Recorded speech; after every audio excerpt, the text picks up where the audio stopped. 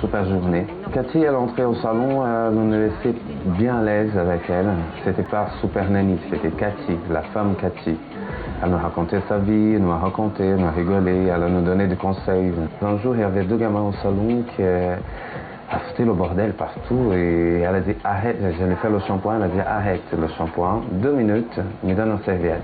Elle a sorti de bac, elle était en face au petit, elle a baissé, elle a dit tu me connais, tu sais qui je suis? Elle est oui, c'est la madame de la télé. Ok, et tu sais qu'est-ce qui se passe quand les garçons commencent à faire le bordel partout? Elle va à la chambre. Donc qu'est-ce que tu vas faire? Je ne peux pas faire le bordel. Et elle est retournée à sa mère et a dit maman, la madame de la télé, c'est pas nécessaire qu'elle vienne à la maison, maman. Et là, Cathy a rigolé, la madame a regardé, merci. C'était super marrant parce qu'un petit de 5 ans et demi, 6 ans maximum, il la connaît déjà. Cathy, c'était la reine de nos enfants à Paris. Un silence que de nombreuses stars françaises peuvent comprendre. Au-delà de l'épreuve que constitue la maladie, l'œil des médias est parfois lourd à supporter.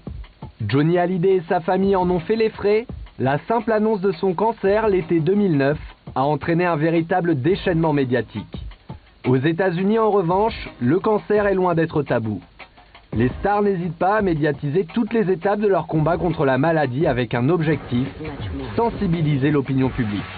Farrah Fawcett avait demandé à sa meilleure amie de tout filmer pour en faire un documentaire. I always felt that the National Enquirer was as invasive and malignant as cancer. But now I realize that it just runs a close second. Quant à Patrick Swayze, il se sera battu jusqu'au dernier moment devant les caméras. Je rêve encore d'un futur. D'une vie longue et saine. D'une vie qui n'est pas dans l'ombre du cancer, mais dans la lumière. Mais quand on est une célébrité, tout peut prendre une autre ampleur. Pour Kylie Minogue, atteinte d'un cancer du sein en 2005, la question ne s'est pas posée. J'ai appelé mon manager et je lui ai dit « Écoute, là, il faut vraiment que tu viennes. » Je lui ai dit « Il faut qu'on annonce quelque chose. » Et il m'a dit « Quoi ?»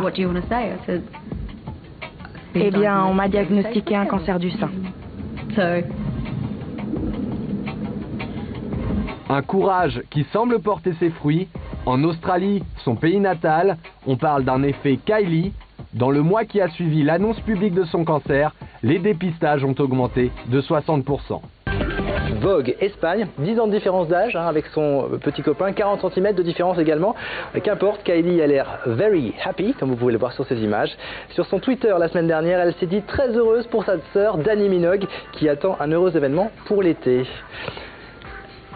Laurence, qu'est-ce que vous inspire Kylie Minogue? Progresser le tabou autour de cette maladie. Et je pense qu'en termes de dépistage aussi, ça c'est l'une des premières stars qui a osé porter le foulard sur sa tête. Ouais, qui en a même fait un accessoire de...